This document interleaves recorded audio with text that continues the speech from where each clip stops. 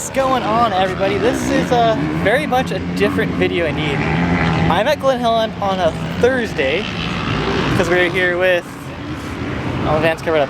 N2Dirt, Brian, and we're testing some data acquisition stuff for suspension. So basically, it is Lit Pro, but with suspension parameters in it, I guess. Thing's called Motoklik, and put it on my bike the other day, and we're gonna test it out and see how it goes. I've had it on Brian's bike for a while now. It doesn't do the greatest for like trail riding stuff, which is kind of what Brian's been mainly doing, trail riding and off-road. So we put it on my bike because if we're gonna go do track stuff, we know it works better with the track going in like the same sections over and over again. So it's really actually kind of neat. It's not like what you would see with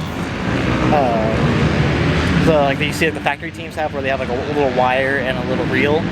This is a little bit different. It uses magnets and like a sensor bar. So here's the front. So there's your magnet and your sensor wand that this guy travels up along the next to, and it's lined up. And then the main unit is behind the number plate. This is your little start button and your like GPS sensor, I think. And the back is right here, where here's your magnet right there, and then your sensor wand just kind of ties to the master cylinder for that. So we're gonna try it out. And it has like AI built into it, so it'll help us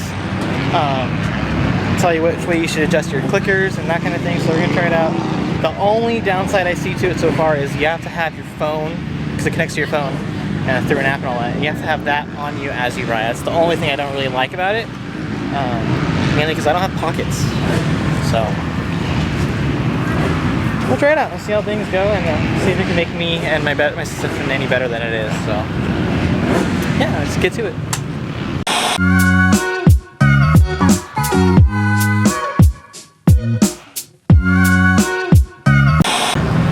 Okay, so the app or the system's a little, I won't say finicky, but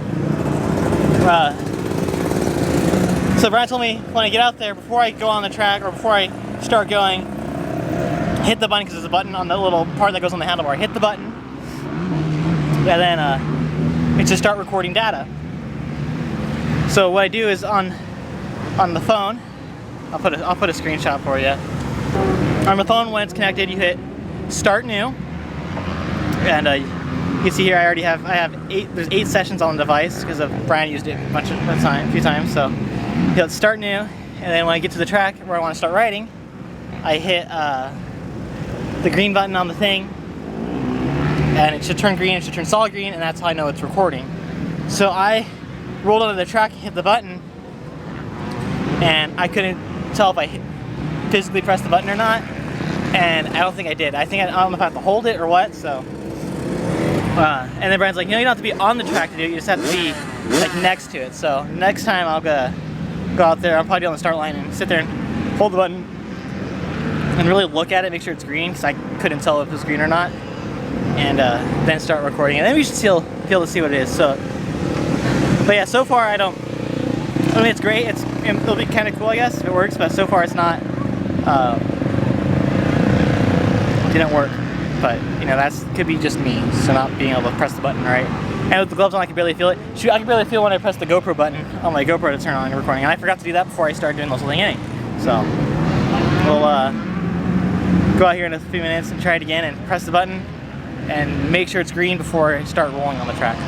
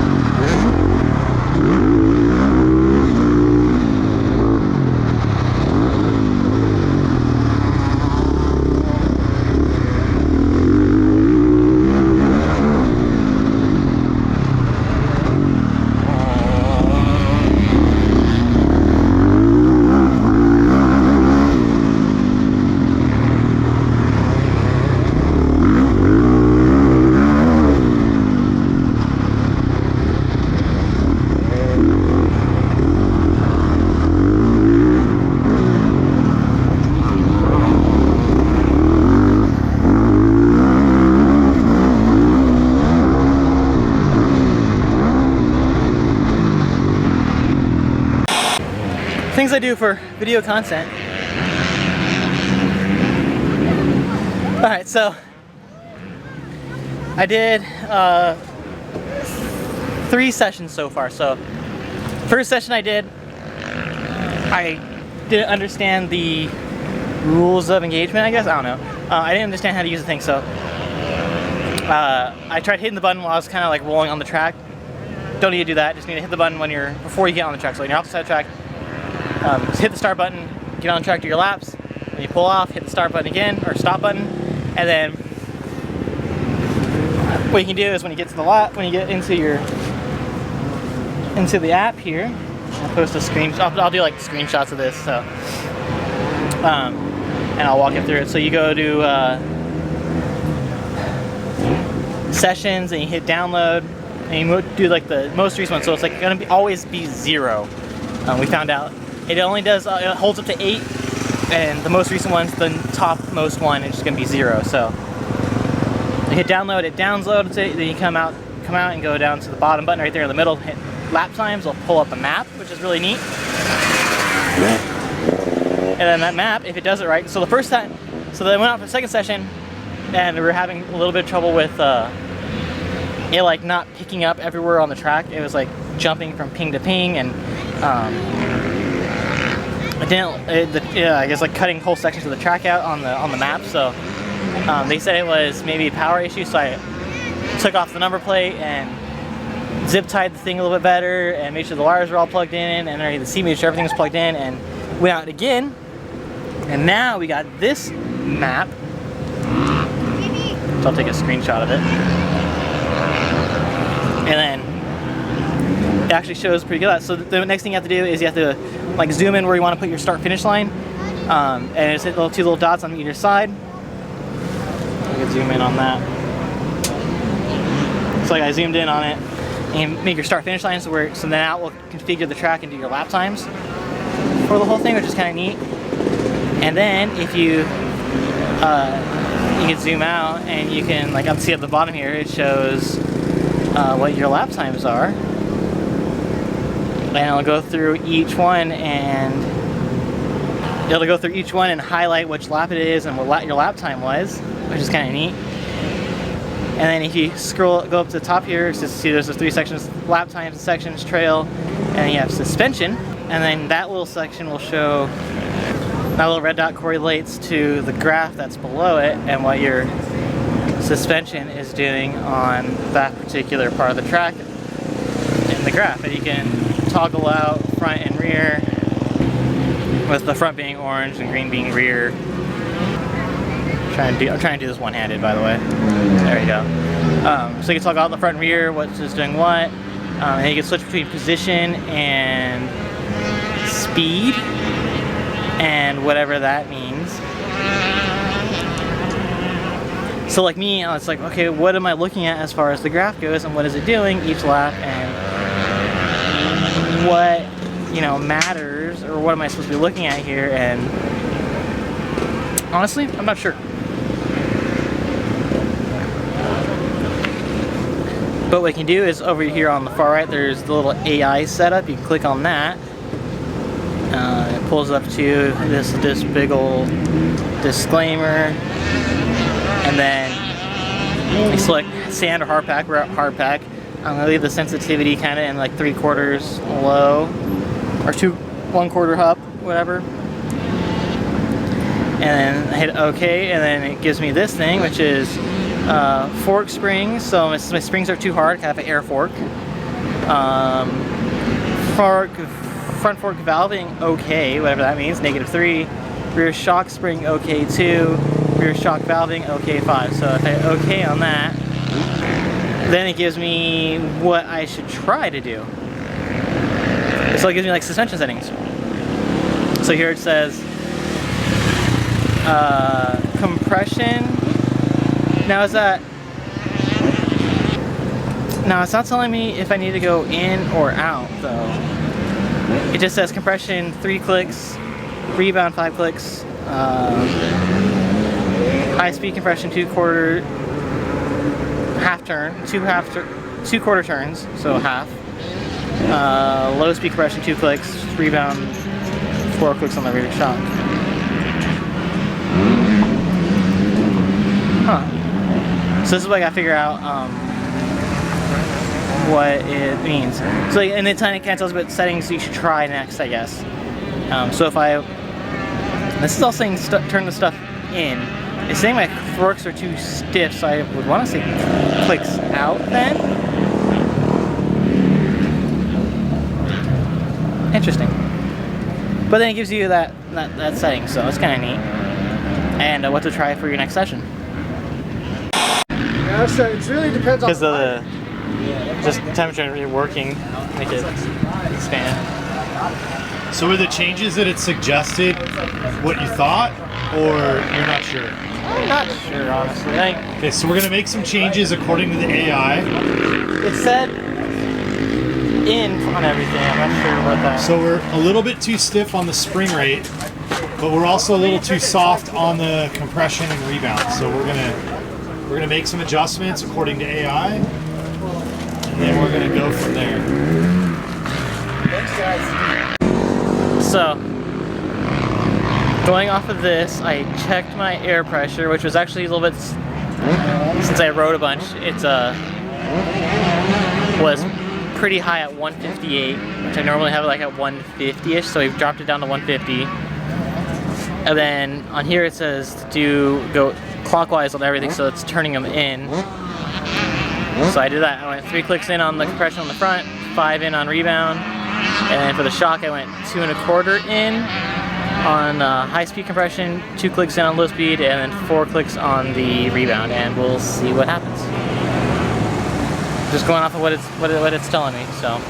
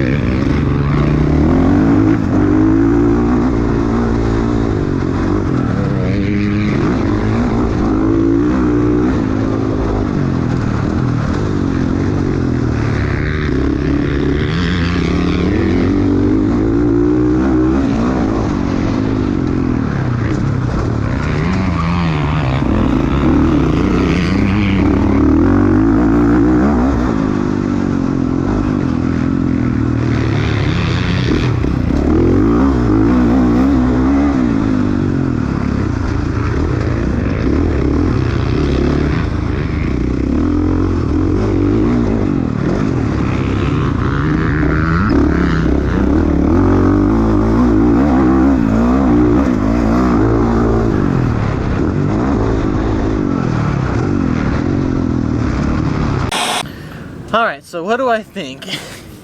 I think it's a pretty good tool, at least as far as understanding what the bike's doing and helping us determine which way to go as far as the suspension clickers and settings and stuff. It told me to go one way, and I was thinking, like, if it's stiff, it shouldn't be that, it should be the other way. But also at the same time, I went out there and rode it, and it didn't feel it still felt pretty good as far as how it was, but I was also a lot slower. I was just going way slower than I was in the previous session, and for sure showed I was not, like, my hands were just cooked, and the track was even more rough than it was before, which is fine. It's kind of what we're testing, but it was just, I wasn't going nearly as fast. So now it says I need to go more that same direction, but if I wasn't going as fast, it means it's not working as hard. That means it feels stiffer than it actually is, kind of thing. So I'm not positive on it, but it is a pretty neat tool, and just being able to go through and look at the session data and what the movements are in the forks and stuff. I mean, I'm sure there's more to look into it and what each thing is doing, and it's still being developed, and they're still working on it too. So I don't know. I'll ask Brian what he thinks about it and the best way to use it, and we'll go from there.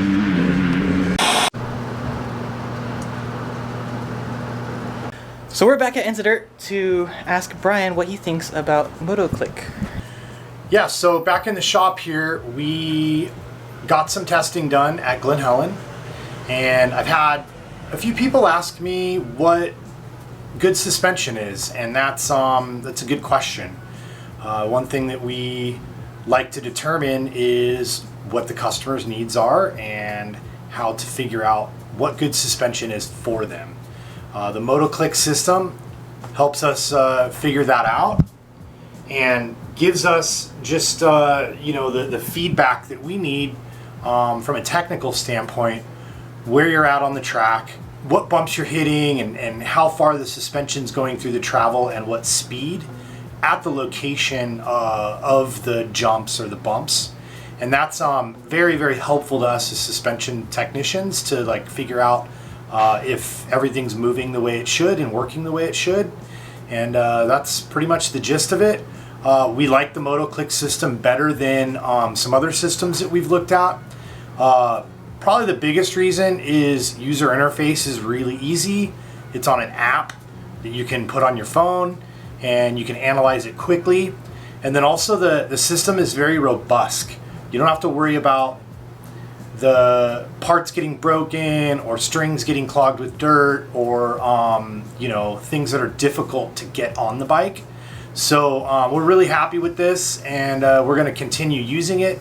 And it's something that we'd like to offer for our customers, and possibly like a service type of deal where we get our stuff set up for you, and then Motoklik system is added, and we can help you analyze the suspension if you have a hard time doing it yourself or trying to figure out things yourself.